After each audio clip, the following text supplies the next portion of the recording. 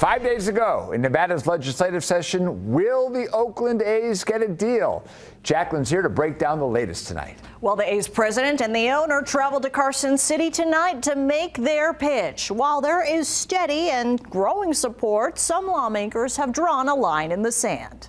They were very sincere about wanting to make sure that they are a great community partner. A project like this only contributes to our destination, and certainly they don't want to detract from it in any way. The Vegas Chamber joined Oakland A's president Dave Cavill and owner John Fisher in Carson City. And with just days to go until the end of the session, lawmakers have been eager to ask the team questions or demand concessions, all from the stadium bill's $300 million tax break and bond package. At least one lawmaker told Fox 5 the deal must be good for Nevada. Others want better guarantees the A's will pull their weight to pay their debts. Chamber leader Mary Beth Seawald is the latest vocal supporter. And it'll really help solidify our role as a global sports destination, projected to create thousands of jobs, upwards of 14,000, $440 million in wages. That's a flawed argument. The current location, the Tropicana, we are getting tax revenue. And what is in the bill is 30 years in which that entire area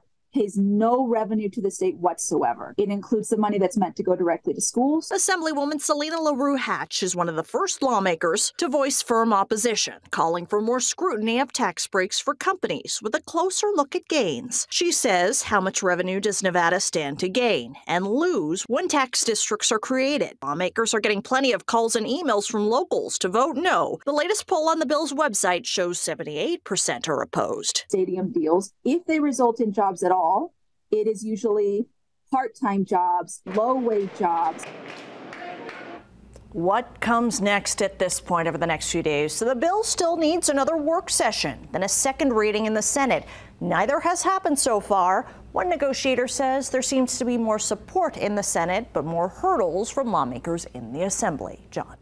Jacqueline, thank you. And as the A's try to make a deal, a new report says the team wants to play its games at 4 p.m. This comes from Bill Shaken from the LA Times.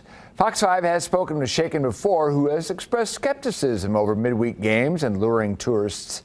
His sources with the team say to help tourists enjoy the Vegas nightlife, some home games could be at 4 p.m. No word how that could work with a semi-retractable roof.